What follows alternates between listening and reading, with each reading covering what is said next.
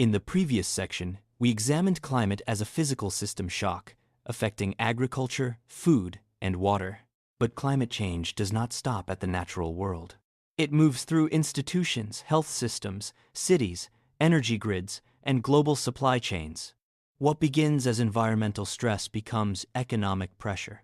What becomes economic pressure evolves into social strain. This is climate risk beyond ecology. This is the point at which systems begin to strain. Climate change alters the fundamental determinants of health: clean air, safe drinking water, food security, and shelter.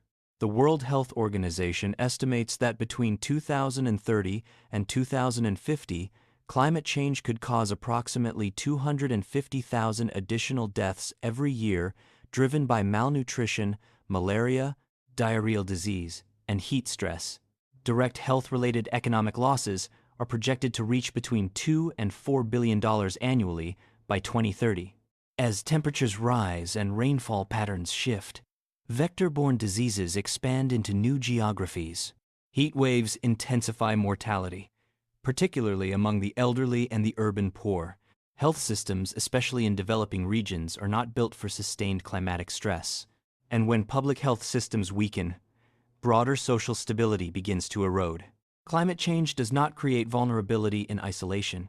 It magnifies existing inequality.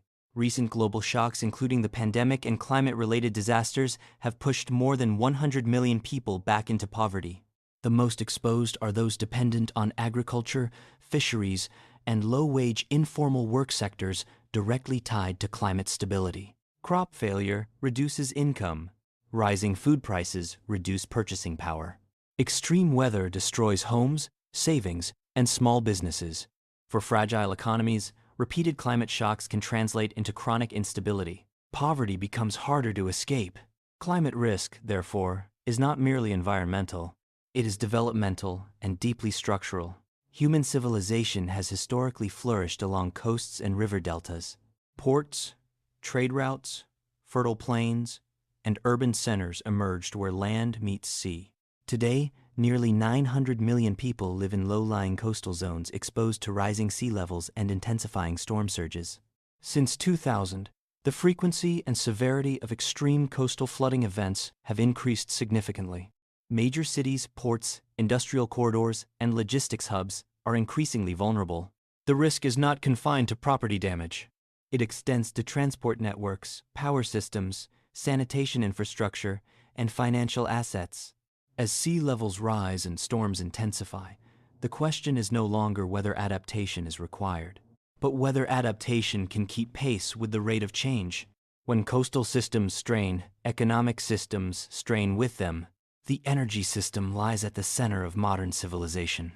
Industry, healthcare, finance, communications, all depend on reliable power. Yet energy infrastructure is increasingly exposed to climate stress. Heat waves reduce grid efficiency. Wildfires damage transmission lines. Flooding threatens substations and coastal power plants.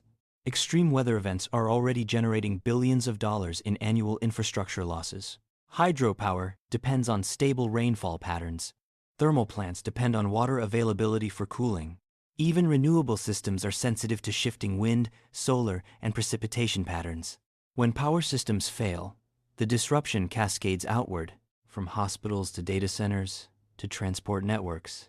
Energy is both a driver of climate change and one of its most vulnerable sectors. Modern economies operate through tightly interconnected supply chains. Production, transport, warehousing, and distribution are synchronized across continents. Climate disruption introduces volatility into this system. Flooded ports halt shipping. Heat waves slow rail networks. Storms damage highways and logistics hubs. A disruption in one region can ripple through global manufacturing and commodity markets. What appears to be a localized weather event can become a transnational economic shock. Urban systems face similar pressures.